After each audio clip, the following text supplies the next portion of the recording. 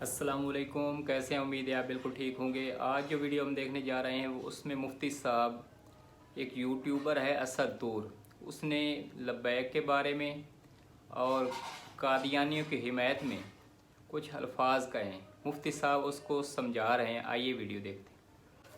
का देखो, जब से ये आए हैं इन्होंने आके ये कर दिया, वो कर दिया, ब्लास्फेमी के नाम पे ये हो गया, वो हो गया, ऐसे हो गया। 14 मिनट तक वो सही ट्रैक पे रहे। ये सारे के सारे एक ही थाली के हैं और इसी निजाम से अपना अपना हिस्सा अपने अपने जुस्से के मुताबिक लेने वाले हैं। लेकिन उसी लम्हे उन्होंने यू टर्न लिया और वो बिस्मिल्लाहिर्रहमानिर्रहीम अकीदा ख़त्म नबूवत इस्लाम का बुनियादी अकीदा है और इस पर कुरान मजीद की कई सारी आयात जो हैं वो वाज़े मौजूद हैं सराहत के साथ, और नबी अकरम सल्लल्लाहु अलैहि वसल्लम के वाज़े फरामीन मौजूद हैं कि मैं ख़ातमुन नबीयीन हूँ, मेरे बाद कोई नबी नहीं।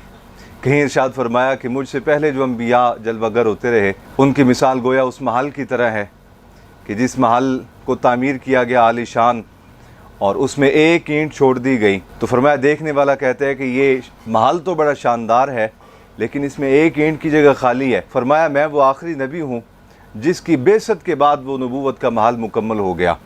लिहाजा फरमाया, मेरे बाद नबी कोई नहीं होगा, मैं ख़ातमुन नबीयीन हूँ। अल्लाह रब्बुल आलमीन ने मुझे आखिरी नबी बनाकर भेजा। और जब कुरान व हदीस की रोशनी में ख़ातमुन नबीयीन की इस्तिलाह बोली जाती है तो इससे मुराद मोहर नहीं होता जैसे कि कादियानी मुराद लेते हैं। इससे मुराद आखिरी नबी होता है कि अब हुजूर के बाद कोई नबी किसी इलाके के लिए, किसी कौम के लिए, किसी पैराए में, किसी जिहत में, किसी लिहाज से ना कोई ज़िल्ली ना कोई बुरूज़ी, जितनी भी ये मुख्तलिफ इस्तिलाहें ईजाद करते रहे कादियानी, किसी पैराए में कोई और नबी नहीं आ सकता।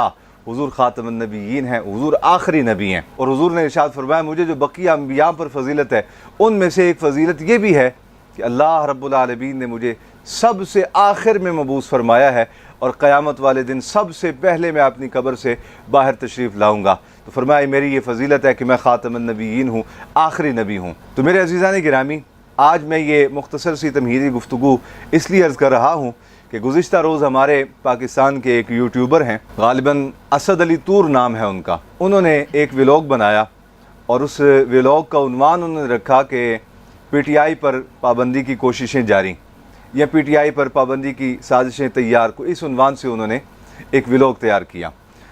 बहुत सारी गुफ्तगू करते रहे, तकरीबन 16 मिनट का शायद वो क्लिप था। तो 14 मिनट तक वो सही ट्रैक पे रहे।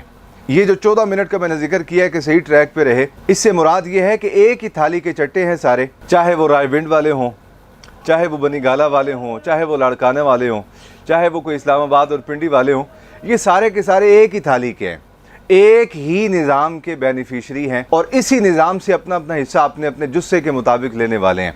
तो ये जब आपस में एक दूसरे के मुतालिक बात करते हैं तो हमें ना कोई हैरत होती है, ना कोई हमें ताज्जुब होता है कि ये एक दूसरे पर क्यों इस तरह की बात कर रहे हैं, एक दूसरे के मुतालिक इस तरह का कलाम क्यों कर रहे हैं। इसलिए कि हम ये जानते हैं कि ये रुख सिर्फ चेंज होते हैं, असल में खोटे सिक्के हैं सारे।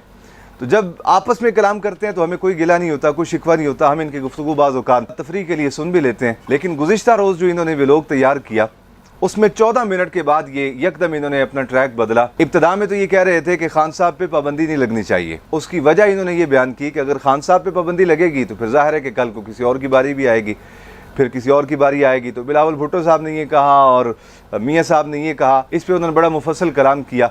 आखिर में उन्होंने कहा, देखो जो दहशत गर्द हैं, जो इंतहा पसंदी की तबलीग करते हैं, उन पर तो हाथ डालता कोई नहीं और खान साहब जो हैं उन पर हाथ डालने के लिए तैयारियाँ की जा रही हैं। तो हमें इस बात से गरज नहीं, यहाँ तक भी जो कुछ वो कह रहे थे वो जाने, उनका काम जाने। लेकिन उसी लम्हे उन्होंने यू टर्न लिया और वो पाकिस्तान के दीनदार तबके की तरफ आ गए। उसी लम्हे वो दीन इस्लाम के खादमों की तरफ आ गए। हर तकलीफ बर्दाश्त करने के बावजूद जिन लोगों ने मस्जिदों से अल्लाह अकबर की सदा बंद नहीं होने दी, ये उस तबके की तरफ आ गए और उन्होंने कहा, देखो जब से ये आए हैं इन्होंने आके ये कर दिया, वो कर दिया, ऐसे कर दिया, ब्लास्फेमी के नाम पे ये हो गया, वो हो गया, ऐसे हो गया। पहली बात मैं अर्ज़ ये करना चाहता हूँ मोहतरम असद अली तूर साहब, अली वक़ार, अली जाँ, मैं आपको कोई ताना नहीं देना चाहता, मैं आपको कोई जो है वो तंज़ नहीं करना चाहता, मैं आपकी खिदमत में अर्ज़ करना चाहता हूँ, आप जब बोलें तो आप अपना, आपका जो अपना दायरा है उसमें आप बोलें, कलाम करें, जो कुछ आप करना चाहते हैं करें, लेकिन जब दीनी उमूर के मुतालिक राय दें तो सोच समझ के दें। आपने जब इस तरफ यू टर्न लिया तो खुदा जाने आप किसी को खुश कर रहे थे या किसी की नज़रों में अपना वक़ार जो है वो बना रहे थे, अपना एतमाद कायम कर रहे थे کہ ہم آپ کے لیے نرم گوشہ رکھتے ہیں اور آپ ہمارے لیے بھی نرم گوشہ رکھیے گا، اور ہمارے لیے جو ہے وہ دروازے کھولے جائیں اور ہمارے لیے جو ہے وہ بینک بیلنس بڑھائے جائیں۔ میں گمان تو آپ کے بارے میں یہی رکھتا ہوں کہ یقیناً آپ کسی کو خوش نہیں کر رہے ہوں گے جن کی طرف میں نے اشارہ کیا اور آپ نے جن کا ذکر کیا، یقیناً آپ ان کو خوش نہیں کر رہے ہوں گے۔ آپ اپنے سطحی مطالعہ کی وجہ سے، کم علمی کی وجہ سے یہ بات کر گئے کہ معاذ اللہ ثم معاذ اللہ کچھ لوگوں نے جو ہے وہ احمدیوں کی عبادت گاہوں کو توڑا، ایک سال میں 11 عبادت گاہوں کو توڑا۔ تو محترم علی وقار، آپ قانون کے حوالے سے گفتگو کرتے رہتے ہیں، آئین پاکستان کے حوالے سے گفتگو کرتے رہتے ہیں۔ میں آپ کی خدمت میں یہ عرض کرنا چاہتا ہوں کہ علی وقار، آئین پاکستان کے مطابق قادیانی غیر مسلم اقلیت ہیں، وہ اسلام کے شاعر استعمال نہیں کر سکتے، وہ مسجد نہیں بنا سکتے، وہ اپنی عبادت گاہوں کے اندر محراب نہیں بنا سکتے، وہ اپنی عبادت گاہوں کے گنبد نہیں بنا سکتے، وہ اپنی عبادت گاہوں کے مینار نہیں بنا سکتے۔ یہ ساری پابندیاں تو آئین نے ان پر لگا رکھی ہیں۔ تو ظاہر ہے کہ جب آئین کے خلاف کوئی کام ہوگا، اور پھر صرف یہ نہیں کہ وہ آئین کے خلاف کر رہے ہیں بلکہ وہ اس قدرت والے رب کے نظام کو بھی چیلنج کرتے ہیں، وہ خاتم النبیین صلی اللہ علیہ وسلم کی ختم نبوت کو بھی چیلنج کرتے ہیں اور امت کو گمراہ کرتے ہیں کہ آقا علیہ السلام جو ہیں وہ خاتم النبیین اس معنی میں ہیں کہ حضور کی مہر سے نبی بنتے آئے اور حضور کی مہر ہی سے نبی بنتے رہیں گے، اور آقا علیہ السلام کے بعد ایک نہیں، حضور کی نبوت کے زیر سایہ ہزاروں نبی آ سکتے ہیں، لاکھوں نبی آ سکتے ہیں۔ تو میرے عزیز، میں آپ کو یہ عرض کرنا چاہتا ہوں، آپ کے بارے میں بدگمانی سے بچتے ہوئے، آپ نے جو کچھ کہا ہمیں وہ الفاظ اچھے نہیں لگے۔ آپ نے ہماری مذہبی شخصیات کے بارے میں جو کچھ اشارتاً کہا اور ہماری کسی تنظیم، تحریک اور جماعت کے متعلق جو نام لے کر آپ نے کہا، ہمیں اسے بھی تکلیف ہے، لیکن یہ تکلیف ہمیں گوارا ہے۔ لیکن جو آپ نے باتیں احمدیوں کے حوالے سے کی کہ ان کے مرکز کو توڑا گیا، تو یاد رکھیں کہ احمدی اور قادیانی یہ ذمی کافر نہیں، تمام سہولیات اور تحفظ یہ ذمی کافروں کے لیے ہوتا ہے۔ جو حربی کافر ہوتے ہیں ان کو کوئی تحفظ نہیں دیا جاتا، ان کی حفاظت نہیں کی جاتی۔ اور یہ صرف کافر نہیں بلکہ یہ مرتد ہیں، یہ دین اسلام سے نکلے ہوئے ہیں، دین اسلام کے باغی ہیں، حضور کی ختم نبوت کے باغی ہیں۔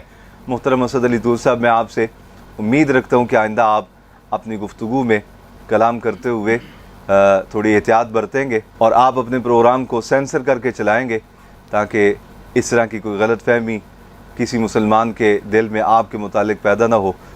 ابتدائی طور پہ میں آپ سے یہی عرض کرنا چاہتا ہوں، امید ہے کہ آپ ہماری اس گفتگو کا خیر مقدم بھی کریں گے اور ہمارے اس توجہ دلانے پر آپ اللہ رب العالمین کی بارگاہ میں صدقے دل سے شکر گزار بھی ہوں گے، اور آپ نے جو احمدیوں اور قادیانیوں کی کھلے بند و حمایت کی، آپ اس سے توبہ اور رجوع بھی کریں گے، اللہ کی بارگاہ سے آئندہ احتیاط بھی کریں گے۔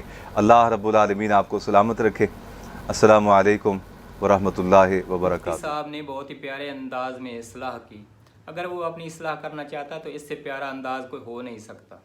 یہ جو ہمارے یوٹیوبر بھائی ہیں، ان کو چاہیے کہ صرف سیاسی گفتگو کیا کریں، کیونکہ آپ نے دین تو پڑھا نہیں ہوتا اور دین کی تشریح بھی نہ کیا کریں، کیونکہ آپ کا ایک بولا ہوا لفظ آپ کو اسلام سے بھی خارج کر سکتا ہے۔ امید ہے کہ آپ تمام دوست اس پر ضرور عمل کریں گے۔ آپ نے ویڈیو دیکھنے کے لیے وقت نکالا، آپ کا بہت شکریہ۔ آج کی ویڈیو اگر پسند ہے چینل کو سبسکرائب کر دینا۔ اگلی ویڈیو تک اللہ حافظ۔